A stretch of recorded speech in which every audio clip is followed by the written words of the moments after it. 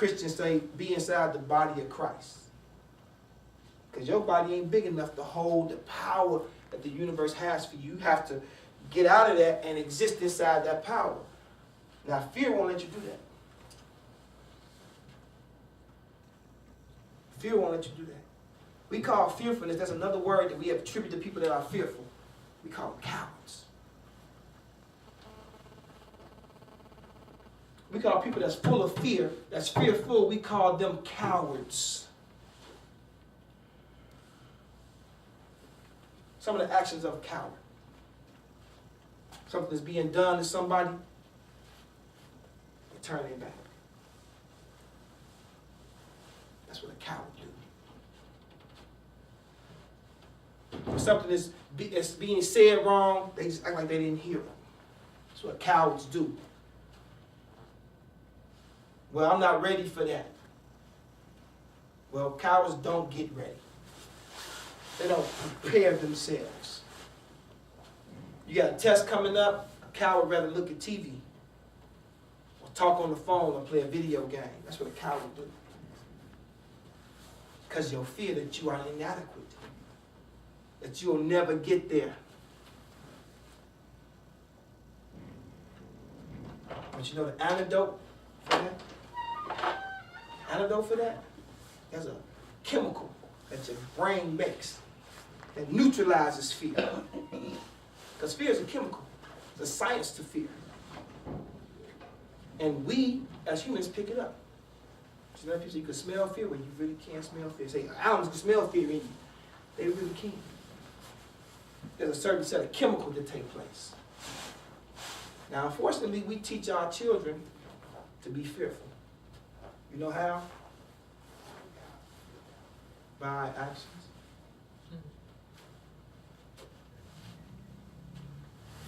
They learn they can't do something based on the fact that you never overachieve.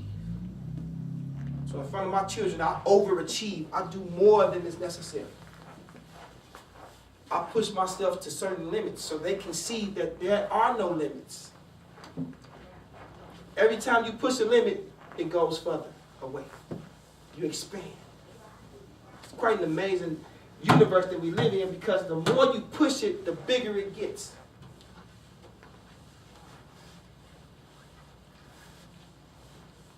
I suppose that many nights, you know, and he passed away from this planet before I was born, but I can only imagine that at nighttime, before he had a big speech or a big rally,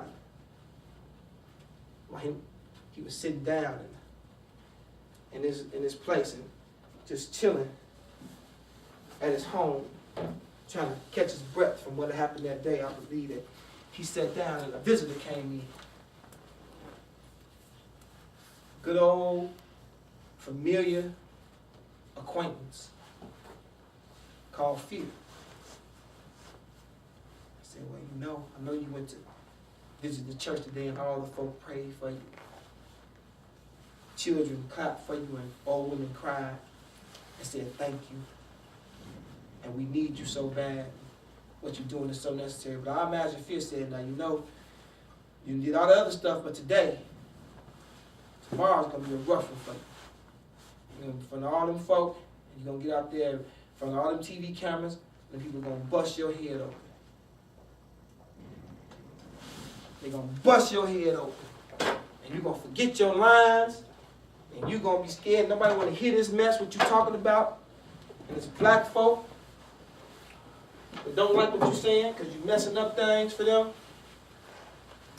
Sure enough, an old black woman who was stuck by her fear, who was paralyzed by her own fear, took a pair of scissors and stabbed that man.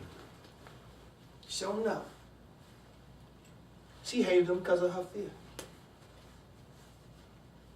She ain't like him because she was afraid.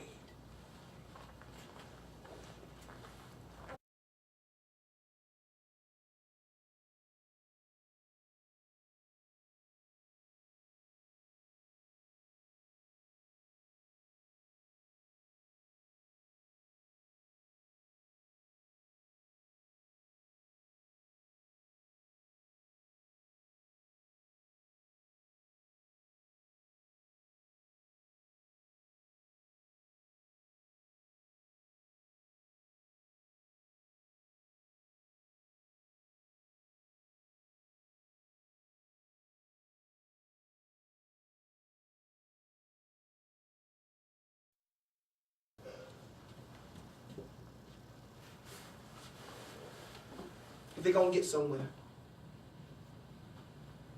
The first step is stand up, then you got to walk. Martin Luther King, Dr. Martin Luther King Jr., I imagine that he knew that. I imagine that he knew that so deeply that he did it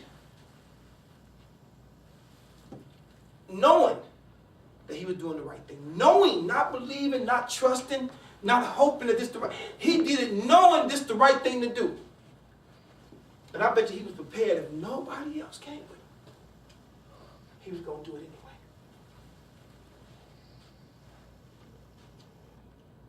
There used to be a time before Martin Luther King, Dr. Martin Luther King Jr. became who he was and set an example that it was okay for some time for black folk to sit down and complain about what was happening to them in their lives, to their mamas and their children. It was a time when sitting down on the floor playing with toys was acceptable. It was a time that that was okay. But now that you know that change can be made in a 40-year span. 40 years, man. There's people on the planet right now living good, twice as old as that, 80 years old, right now. Gonna live to be 90. Some people gonna live to be 100. And still eat watermelon and ice cream, and have a good old time laughing with friends. Go to sleep and wake up every morning. Sometimes it's not. My man Big Rob just had a massive heart attack. He had, well, while I was in Hawaii, he had a stroke, 2 strokes, minor strokes. Went to the hospital. Gave him some shots and released him. He went back home. Had a seizure, almost bit his tongue off. Now, he's not much older than me. He probably 40-something years old. I'm in my 30s, he in his early 40s. Almost bit his tongue off. Rushed him to the hospital.